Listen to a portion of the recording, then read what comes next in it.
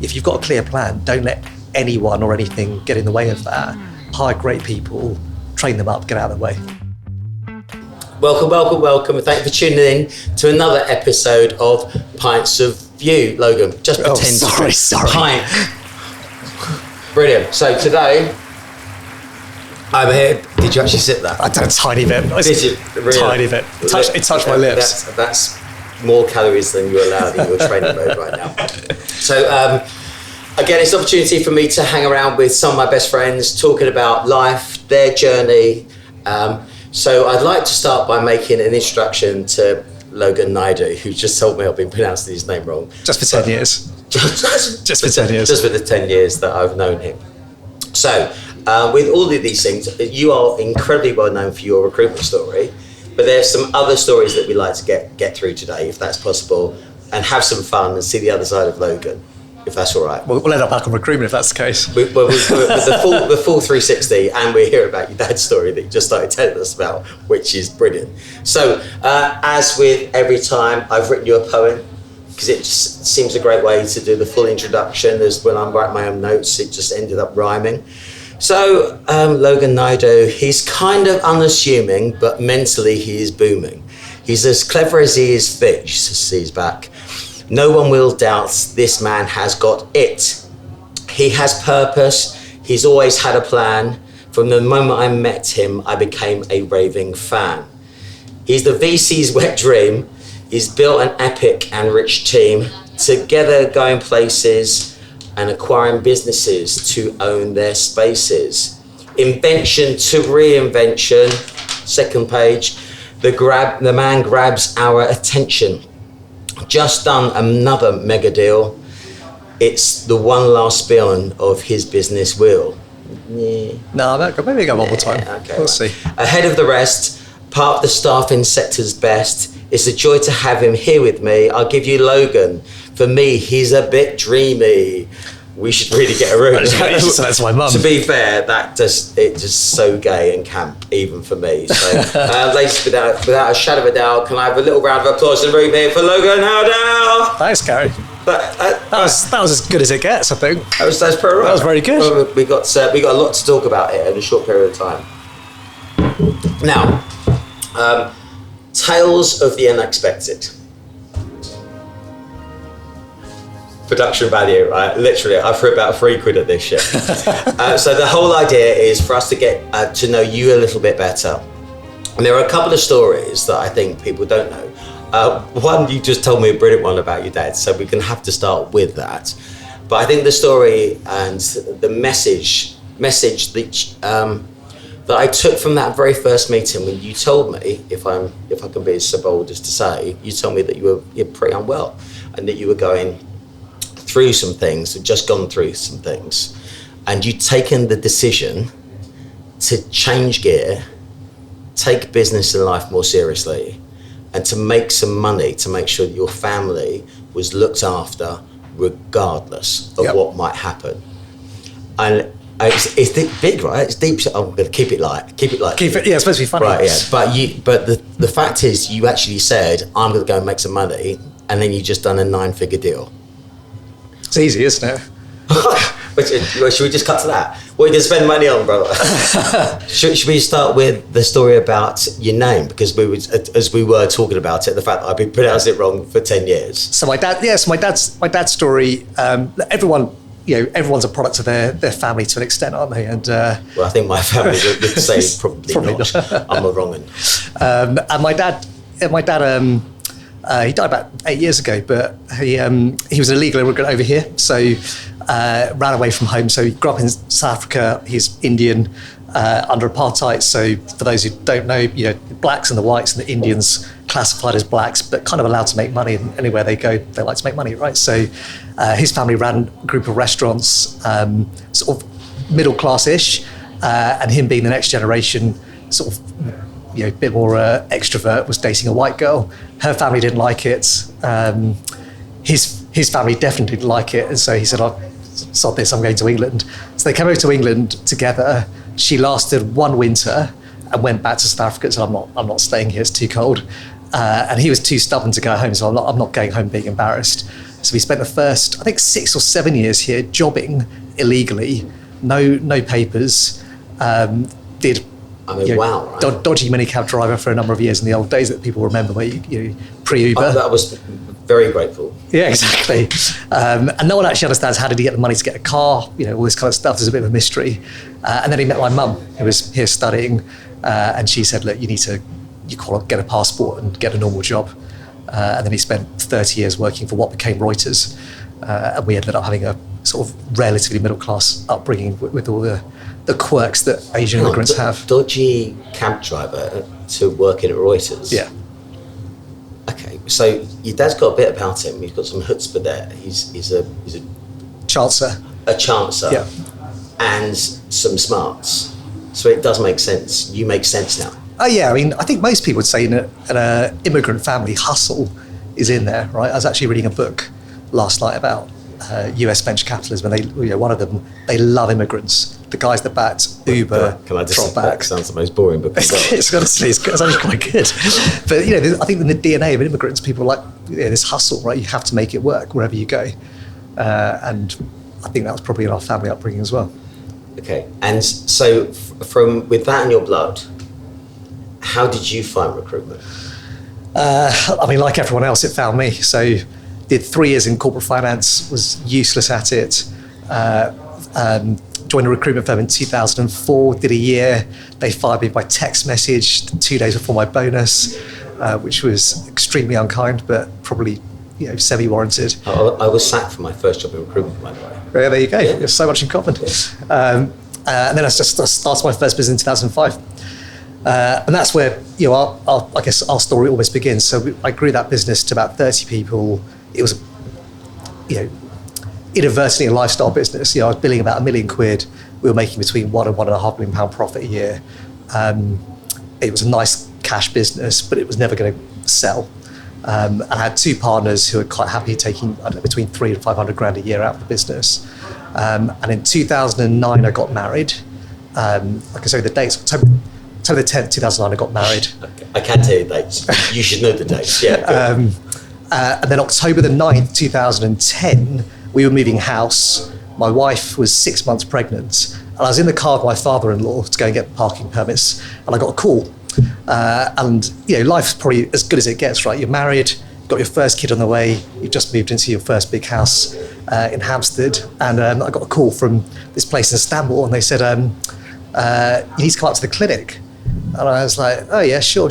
I'm just in the car at the moment, I'm just moving house. She said, yes, I'm calling from the Farcoma Centre. I was like, Farcoma? I don't know what I've heard of Farcoma.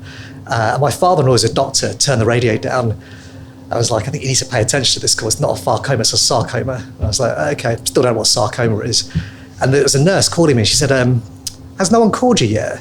And I said, I have no idea who you people are. And she said, okay, I've got to get someone to call you back.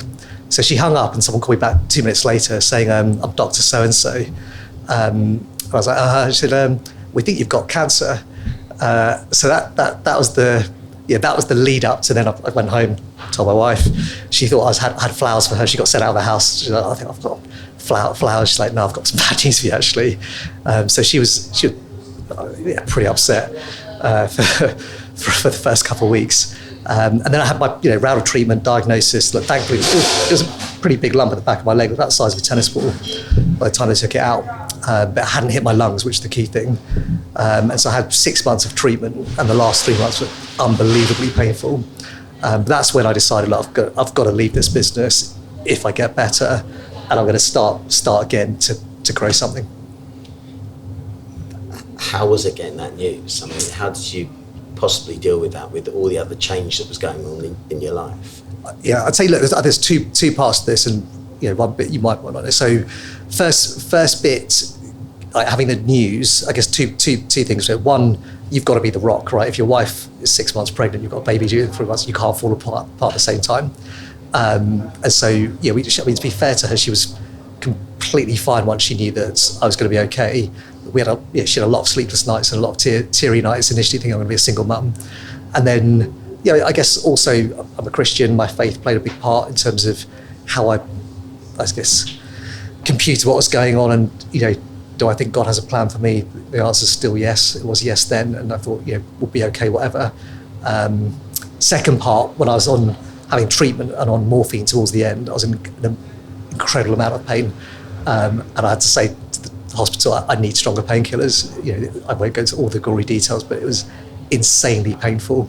And at the end, for the last couple of months, I was in a pretty bad way, actually, emotionally. I was not a happy bunny. And that, I'm guessing, was kind of close to baby being born.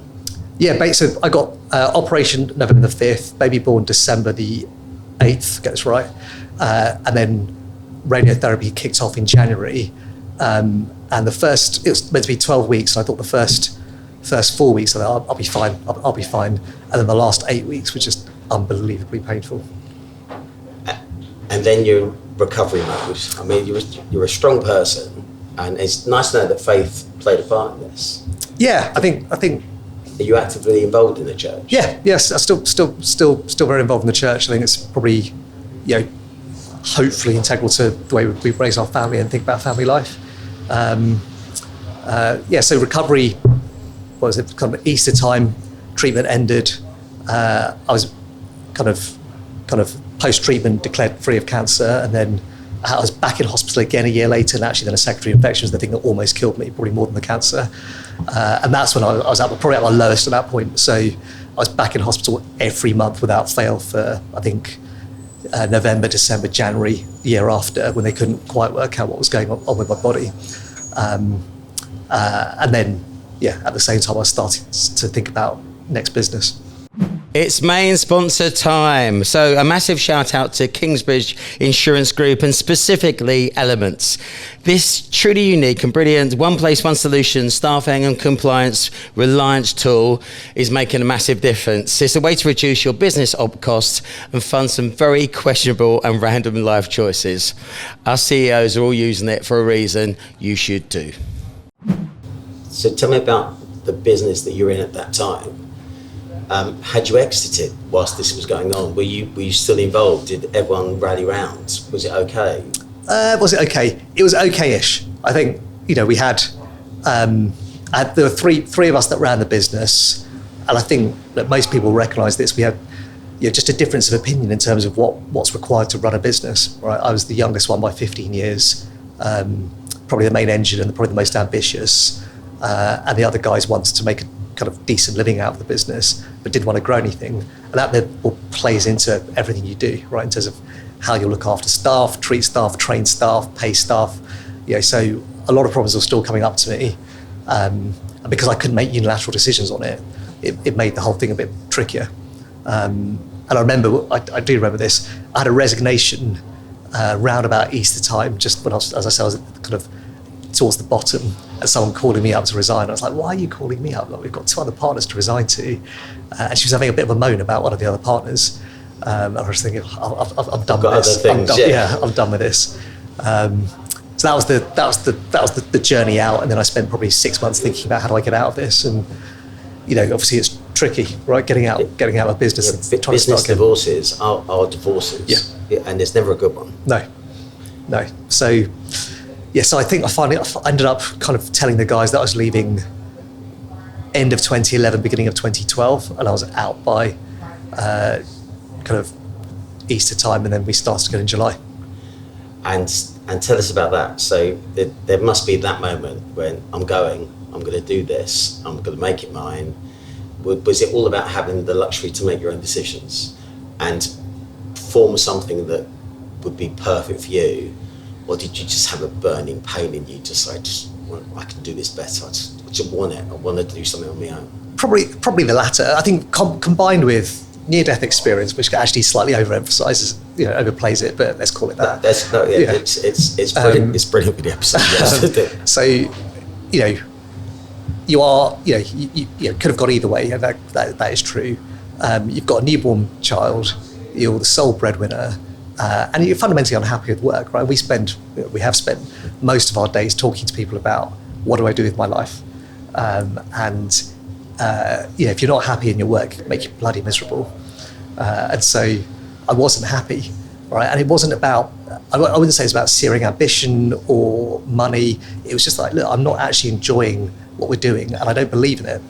And if I'm willing to work 80 hours plus a week, let's do something you believe in.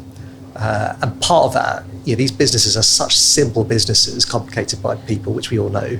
But actually, if you hire great people, I mean, you've been through this, right? They will bleed for you. They'll go out to war for you, and they'll be your mates for life. Treat them right. Yeah. 11 years later, I think, I've got, it's a bigger business now, but I've got a core group of people that do all three. And that's the thing. If you can get good people around you. What was the because you had worked in finance, did you realise what the triggers might be to create wealth, to have this invested style business where you can have the luxury of having multiple events, acquire businesses, try to build culture? Did you know that was going to be your route, or was there something different when you first started? Has it morphed into that? Yeah, we were super. I think I knew the basic building blocks of, get it to 3 million EBITDA. You've probably got a business that's maybe tradable. I'd been given one bit of advice, which is your net margin, aim for 30%, right? So sort of the two golden rules of recruitment. Things like building a culture, very new to me. Things like building a sales floor and a sales engine. We joked earlier, right? I didn't know what a lunch club was, didn't know what a KPI was. We had no sales culture in the early days, apart from me going out, winning work, and then throw over your shoulder and help people execute. And after 3 years of building the business, we were going like that, and then we sunk pretty quickly. We got to 30 people, we dropped to 15, because we had 15 people resigning on us, telling us I didn't sign up for a sales job. But off the back of that, we kind of regrouped and like, okay, let's get it right this time. Put in better L&D, better sales training, talk about the job as a sales job, not as a kind of management consulting job, and then start to build from there. And we had that conversation where you told me some of this journey, and it was proper jaw-dropping stuff when you said, I'm going to look after everyone around me and I'm going to make a fortune. Probably wasn't I'm going to make a fortune, I'm going to make sure everyone's safe, because you don't talk in those terms. But you have made an absolute fortune, and you've grown something which most businesses are aware of and look really certainly impressed by you and the business. And there's still loads more that you can do with it. What were the fundamentals of taking, right, I'm going to go and do this, I need to get triggered, I need to do something? What were the fundamentals that made that happen or came to fruition? I think, look, if we look at the whole industry, what I love about the industry, most people are actually pretty driven, right? And the starting point for, I don't think what we've done is right for everyone. You advise a lot of companies, I advise a couple. The starting point is what's right for you in your business, right? It's not growth for growth's sake, or talking about an exit might not be right for you, because this might be your forever baby, right? I talk about, maybe we talk about this all day long. My mate I play tennis with every Sunday, he picks me up in a Bentley, and he's a one-man band, bills brilliantly out of a small Regis office, and he says, look, I get to drop my girls off at school every day. One of them's an outboarding school, so I say one of them. I come in at 10, goes to the gym for 2 hours a day. He does the old pretty when I say when, I say who, and he says, that's my model, right? And I love my life, and I'm going to do this till I'm 75. I was like, fair play to you, Zach. And there's probably quite a few people like that who dream of, maybe selling the business for X in the future or whatever. But the reality to get there, you can't be the guy that comes in 10 every day, right? And can't be the person that goes 2 hours in the gym, because everyone's watching you. And so, I think for me, key ingredients have been very clear plan. We started off saying we want to make a 20 million value business, so broadly 3 million EBITDA. We said that we'd carve out 20% for staff, we'd try and create a sales culture, and just relentless discipline. I think, I honestly genuinely believe this. I think I'm the poster child for what can be done in the industry, because I'm not a natural salesperson. I'm definitely not an extrovert. But I've had a plan, and you can execute the plan, and that's what this industry is brilliant at. All right, if you've got a clear plan, don't let anyone or anything get in the way of that. And these are actually, in their heart, pretty simple businesses mechanically, right? You're not holding inventory. It's just hire great people, train them up, get out of the way. So what's your thought about when markets go through peaks and troughs? Are you still bloody minded about 30% growth?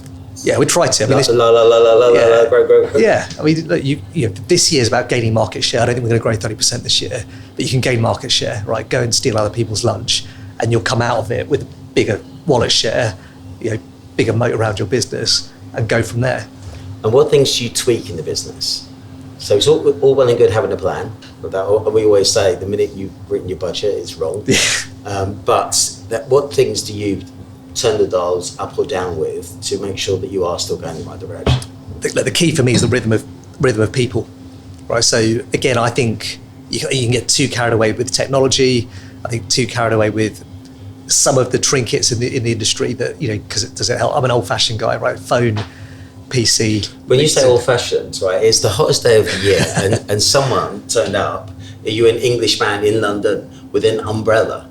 Yeah, I felt like a complete wally. Yeah, but you had a plan. Yeah, it is forecast. Is that plan B? It is forecast to rain today, to be fair. Yeah, please God, it until 6 o'clock. But I just love the fact that you had a plan B. Had a plan B, yeah. Right. So the other things, and in terms of managing the sales team, that you are a salesperson.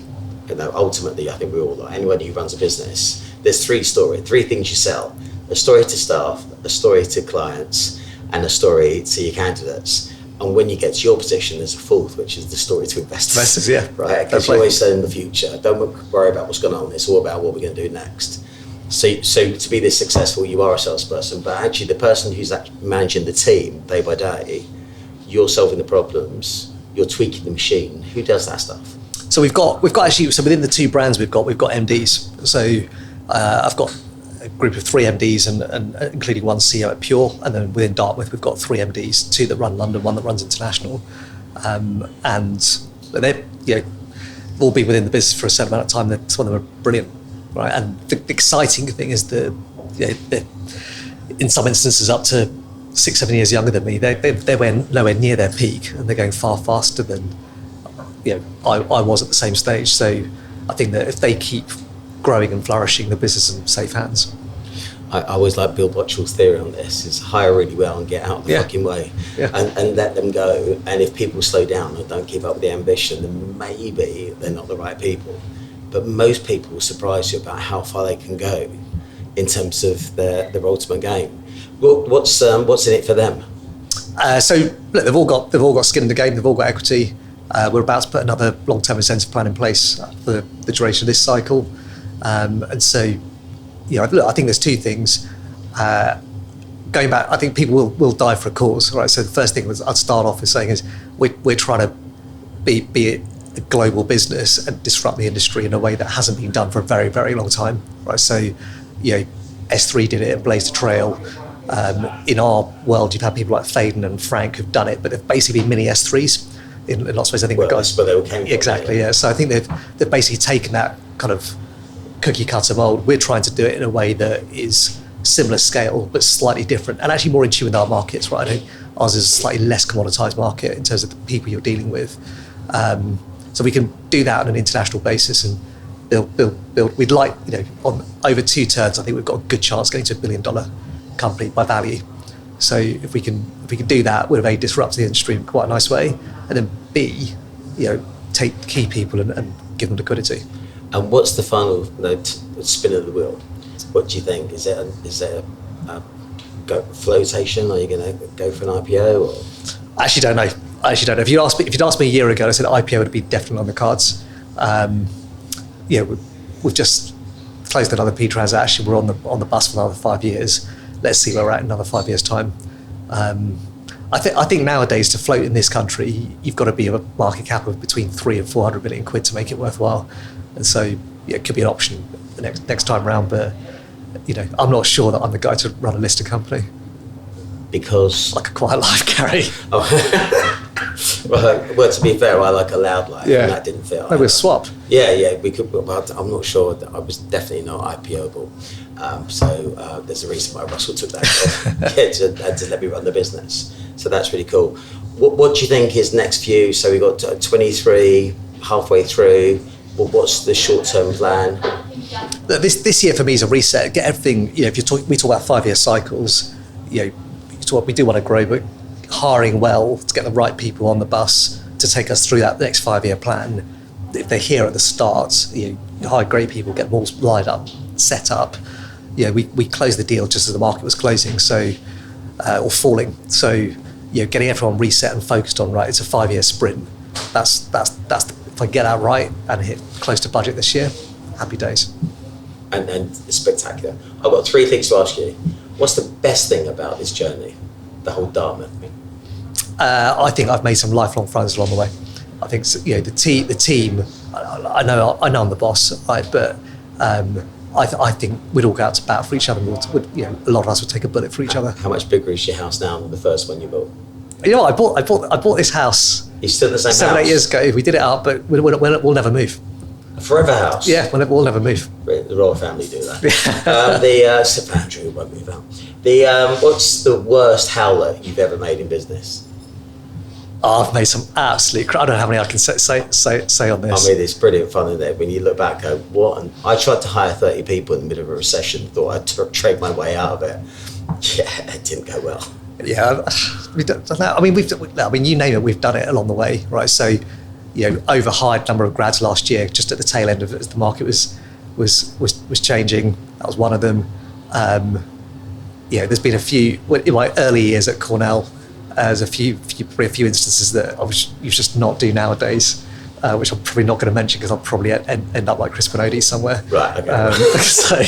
Yeah, don't do that. Yeah, but I don't think there's been any really, really mega ones. I met my wife through work. You probably couldn't do that nowadays, could you?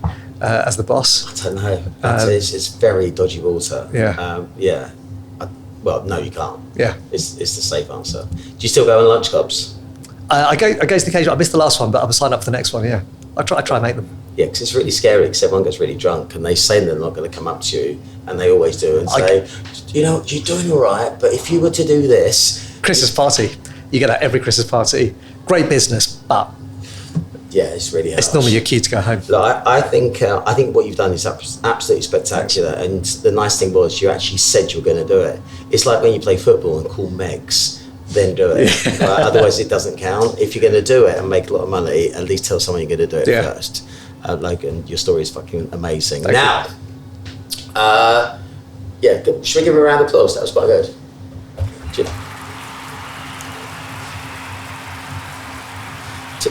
To be fair, I should have paid more and got better.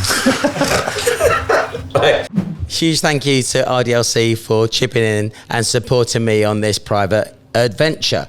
It is the only place to be. There are other recruitment networks, but frankly, they're shit. Always work with the RDLC. It's a better place to be. Hang out with 300 recruitment CEOs. It's the board you can't afford. Peace. Should we do a bit of alphabet soup? Oh, 100%. Brilliant. Alphabet soup. Alphabet soup. So what we're going to do here, Logan, is you're going to spin this. We're going to hit a letter, and then we have to create a story around that letter. Okay. Now this, can I just say, it's really fucking hard. I. Okay, do it again because we've done an A. Okay. You need to go A again. I. Interesting. In it. Sup. Right, so I've got some clues while you're thinking. So if I've got an I, have I got an I, have I got an I, have I got an I, have I got an I? If you haven't got an I, I've got some ideas. Go on. So I did that. I'm almost like a professional. PQRST, right? I'm struggling with the alphabet. I'll play the jingle again, fill for time. Okay, fill for time. Thank you very much. Right. Would you... Oh, I'm going to ask you a question first. We could talk about being intellectual versus being clever, because I've got big opinions on that. And would you prefer your kids to be intellectual or clever? Right. Imposter syndrome. Yeah. Did you ever feel that? Have you ever felt that? Do you ever feel this? And my favourite one was dealing with idiots. Now, or have you got something, a narrative that we can Let's go with this. We can shoehorn into I. Let's go with this. Would you prefer your kids to be intellectual or clever? What's the difference? I think Russell Clements told me the difference. Go on. I've got a definition on it. He said very gracefully, I think. He said, I'm very clever, but he's more intellectual. And I said, what's the difference? He went, I've read more books. So I'm married. My wife's an academic, so she's definitely on the intellectual side. And she studies stuff that I have no understanding of, although I should. I'd pick either one of them, but plus hardworking, because I'd be gutted if my kids were lazy. Input. Yeah, I mean, absolutely. Absolutely. We always say this, that we don't care about your results as long as you give me your best.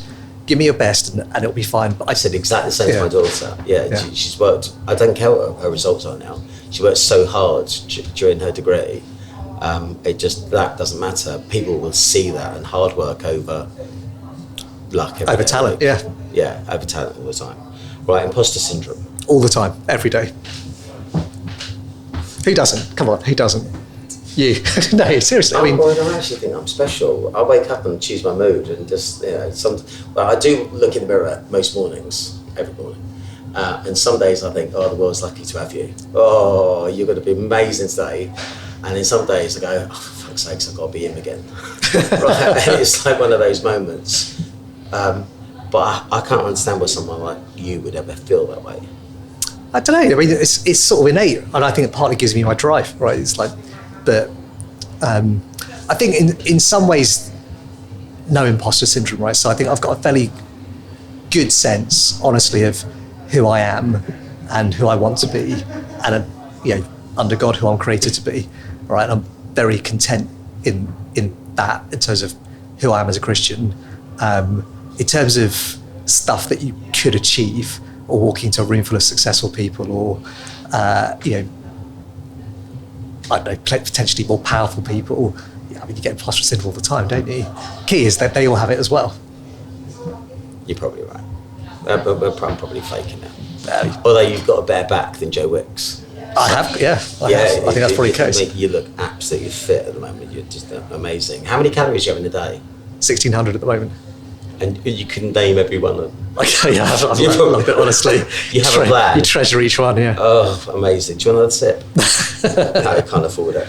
Right, just for fun. Dealing with idiots. Well, how to do it? Well, do you? Or do you just let them get on with being an idiot? Or if they get in the way, what would you do? Or how does it... I don't know, people frustrate you all the time. It's so... we've got this huge generational shift at the moment where I think people my age and our age are thinking, they're idiots, right? They want the world on a stick, or they want a free lunch, or the world owes them a living. I kind of, in some ways, feel sorry for them. We've got to educate them, right? The world doesn't owe them a living, and you're going to get steamrolled, in life if you think that's the case. But I do think we were probably not dissimilar a long time ago. Maybe graft. Yeah, but we made so many stupid mistakes in the early years. I think we all made more mistakes. They just weren't so visible. Yeah, we didn't put it on Instagram. Yeah, and people became so Instatastic, and it's always was about sort of being a bit faux and having a great time. Yeah. But actually, is it real? The one thing I do think we've become increasingly narcissistic, right? The kind of vanity that each generation seems to have. Well, like me doing a podcast. Unbelievable. Just throw me under your own bus. That's brilliant. Yeah, the narcissism rocks. It's okay. Look, I think you dealt with that brilliantly, by the way. But I still think your missus is going to say intellectual. She'll pick intellectual every day. Of course she would. How many books a month or a week do your kids read? I mean, they read a lot. Our kids, they're readers. Yeah, so my daughter is an absolutely compulsive reader, and I think mine started and finished with Charlie and the Chocolate Factory. It's a classic. And Eat the Frog, just to make sure that I found more time. It's a balance. Yeah, it's a bit of both in there. A massive thank you and shout out to Target Recruits, the #1 Salesforce-based recruitment-centric CRM. Now, they are the ultimate single moment of truth for aspirational business leaders in recruitment. If you're not aspirational, I wouldn't bother. I told you we didn't throw a lot of money at it. Right, so we're on a desert island. We were just about to get to a desert island. And this is my quick fire round, so you can have one of these things. I'm going to ask you one of. One wish.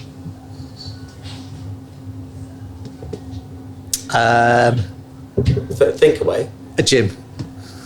A what? A gym. A gym, yeah. Well, so you can't run around the island, you can't go for a swim, you can't you can't lift coconuts, you can't climb a tree. Okay. You want a gym? Yeah, I'd like a gym. Unbelievable.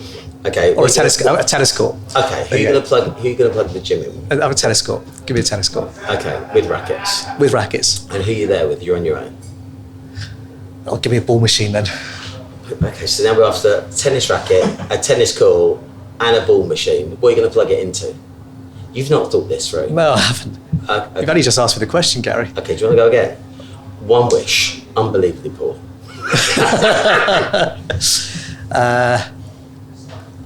More kids. Yeah, more kids. I'd love another kid. Does she know? It's not going to happen. It's not going to happen. Awkward. Okay, leave that alone. Right, one prediction. Boris is going to come back and rule the world. No, one prediction. The kids will be all right. I think your kids will be all right as well. I think they come up with proper roots. Tough one. The best moment you've had. You can have one best moment. Ever. I soppy on my wedding day. Do you know what? Nobody else has said that so far, Yeah. and I think they're making absolute drastic mistakes. They've talked about really random stuff. If you had to have a tattoo, I assume you haven't. No tattoos. Have you? No tattoos. No. Yeah, okay, if you had to, what would it be? I'd have Mark 8:36 put on me. It's a quote from the Bible. I used to walk past this at a church on the way to work every single day, and it says, "For what shall it profit a man if he should gain the whole world yet lose his own soul?" Okay, can you say that again slower? So, for what shall it profit a man if he could gain the whole world yet lose his own soul? What do you think that means? All the riches in the world make no difference if you're lost. I love that. Beauty. You can have one do-over. What does that mean? So, Who do I take out? if you've made a mistake along the way or you could have done something differently, what would it be? This is super sad.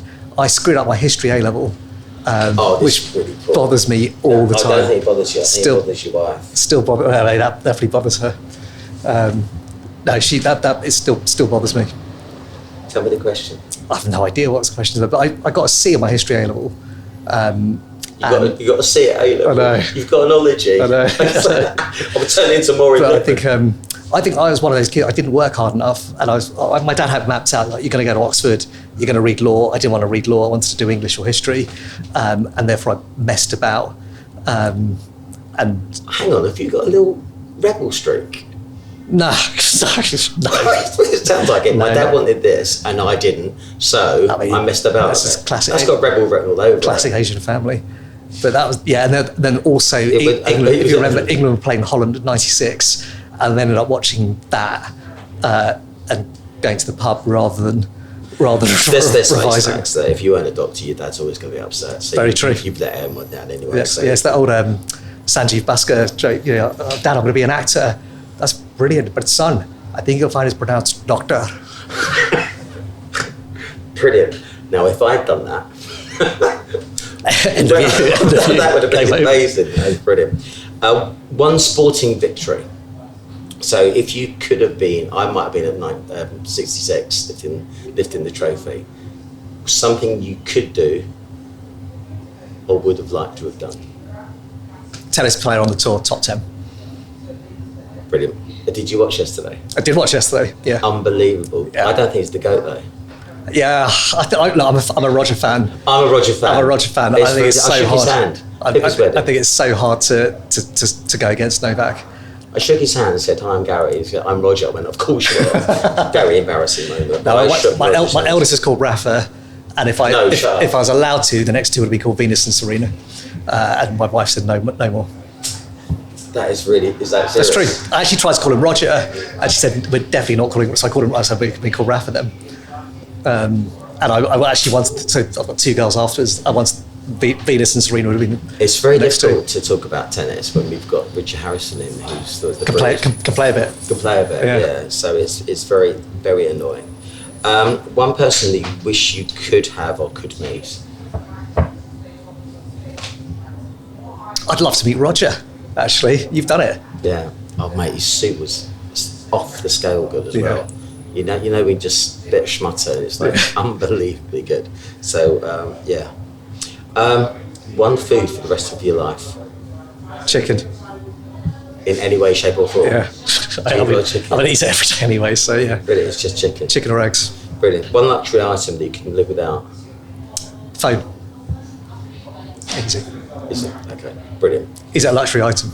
I'm not sure. You can make one more phone call. Who would it be to? My mum. Brilliant. Do you speak to your mum a lot? Probably not enough. I see her. She lives quite close now because my dad died. So you make a promise when we finish this. You call your mum. Cool. I saw my mum yesterday. Okay, it's brilliant. One mantra you live by. I think Mark 8:06. Okay, yeah, I need another one because otherwise it just doesn't work. It's never.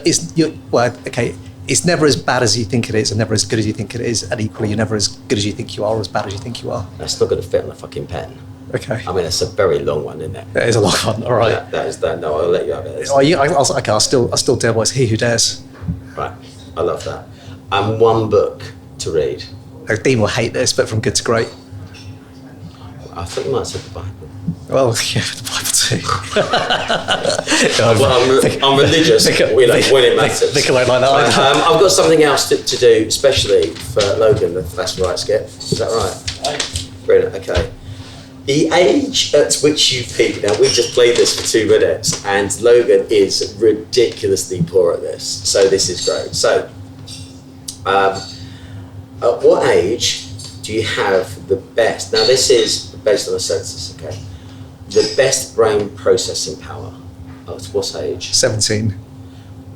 You scan read this as well, you cheat. No, it's 18, not bad. It's 18. What's the best age to learn a new language? 6. Shut up, 7. Oh, it's only got better at it. Right, you were so shit earlier. Life satisfaction. There's 2 in it, by the way. 50. No, it's 69. Really? You're not really active. No. You can't do it though, can you? Happiness with your body. 21. I'll let you have another guess because you're so far away. Really? 40. One more attempt. 50. How can, see what I mean? 74. 74? I just think 74, you just don't care. No. Well, you've given up. Yeah. Vocabulary. I don't believe this one either. 18? 71. No way. You might. What? Why? Because you've forgotten those words by then. It's really good. Playing chess. When did you peak at playing chess? 19. 31. 31. Remembering names. Great one. We're recruiters. 30. 22. 22. Brilliant. Anyway, well, that's worked really well. Well done, Logan. You've added no value there whatsoever. That's perfect. Right. It was funny, wasn't it? A huge thank you for all of the support from Corporate Peaks. Now, if you want to maximise how you incentivise, you have to phone these people. Business-related events, lunches, conferences and fun trips. From snow and black runs to tequilas and after sun. They just do it better. Right, here we go.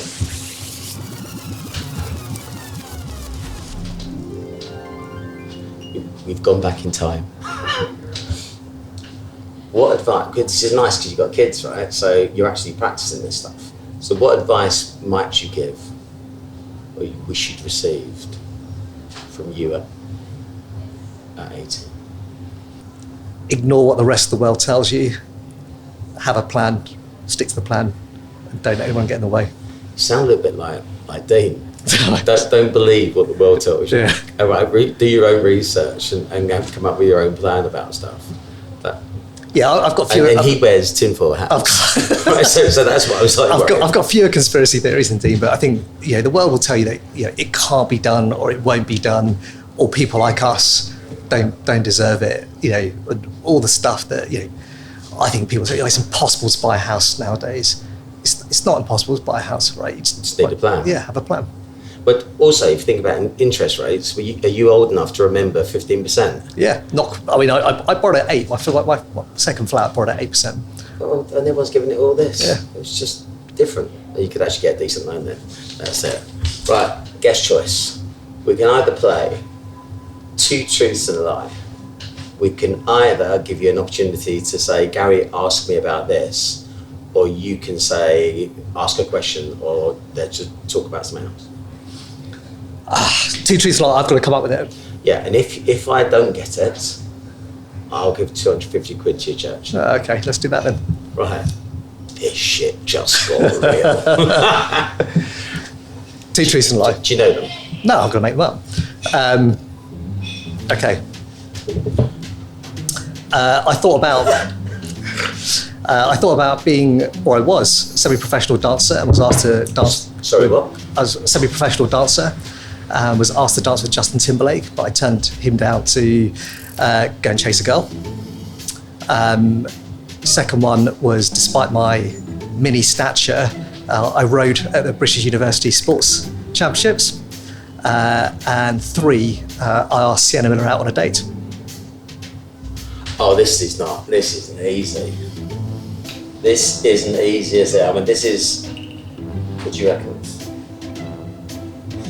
The minute you start saying he's a semi-professional dancer and then the whole Justin thing, I was thinking about Strictly. And I thought that just looked really random. And I don't think Justin would say yes, he's a bit too A-list. But he must do a backing dancer. Has he got a dancer's posture? No, That chair? no. I literally, 100% I think he's the dancer because I can't imagine. Shall I go with it? Trust your gut and your heart. I don't believe you. You ain't a dancer. I'm very flattered you thought I was Sienna Miller out. That's the lie. Shut up! Mate, you've got a chutzpah. I'd see in front of anyone just giving it. Sienna. Yeah, just go pile in. Okay, well, your church £250, and I will send that along. So, but please send me their Revolut details. I was about to say, but I'm guessing that they don't have one of them on the collection plate. Yeah, that's cool. Well, unbelievable. How dancing? Yeah, so I mean, if you're going to piss off your Asian parents, this is one way to do it. Quit your job. Well, not like my best friend's getting married. Not that. No, not that. It's such a long story. Basically, I got super into it. Street dance is actually not that difficult. It's not super technical. Oh, you know what comes next? We're not dancing. Oh, you got a pop. In the way that give me one pop. Give us a little arm. In the way that Dean Kelly's favorite artist is George Michael. I'm never going to dance again either. Just give us. Go on, I could still do that a little bit. I used to dance 5 hours a day. Instead of studying medicine. Studying medicine. Unbelievable. Yeah, no wonder. Yes, no, definitely found recruitment. It's the way out. The way out for everybody. Right, should we do an emergency question? So.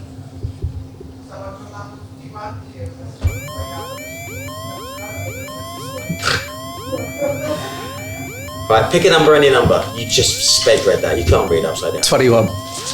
No, it's between 1 and 11. Why did you say that? I can make it add up. Shut up. I'll make it add up to. I'll make it add up to 21. Right, just for that, your favourite child. I'm not answering that. I'll get to say yeah, but do you know what? You know them. It's there. Absolutely not. 100% is there. Absolutely it's just not. if you've got the chutzpah to say it. I do not. Go on. I like my marriage. You're clever. I'm not saying it, mate. No way. Yes, Rafa. It's always Rafa. It's Roger. Your best pub quiz facts. pick a favourite child one. I'll ask you a quick question, just get your brain going. How many hands are there on Big Ben? You could say it's the bell. It's not. It's not. It's the How many hands? 2? Do you want one more guess? 3? One 1? more Is there guess? 1? How many hands are there on Big Ben? You're cleverer than this. Oh no, 2, 4, 8. There we go. It's a cool one. There you go. They did, yeah.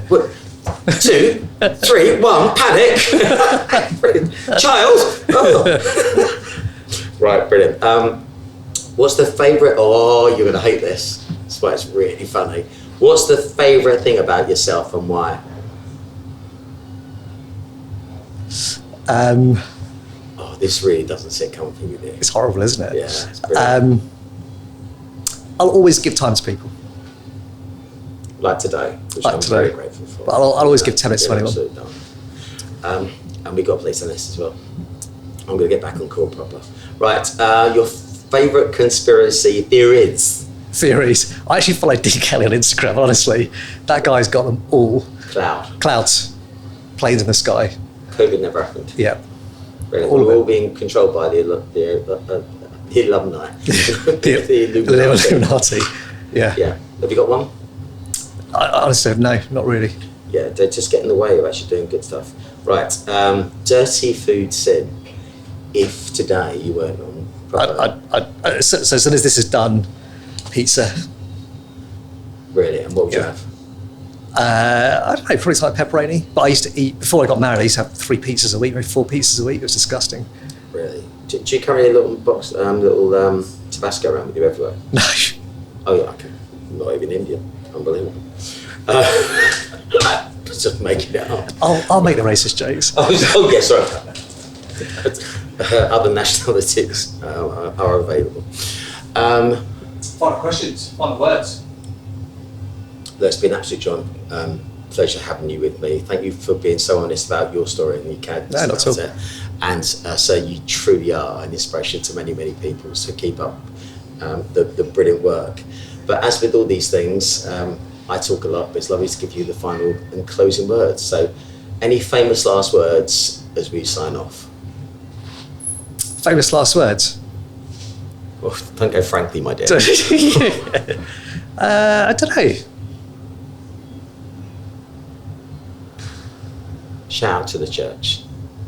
Oh, shall we? Which church is it? I go to church in Hampstead. It's called St John's, Downshire Hill. Is that the really big red brick one? No, it's a big white brick. If you know, do you know on the? I mean, how well do you know Hampstead? A little bit. A little bit. So if you come down the high street, I was thinking about the shops. on the way down the high street, on the way to the Heath, there's this beautiful sort of white, almost Nash-esque building that has been there. I don't know, for a couple hundred, about 125 years. I think it's been there.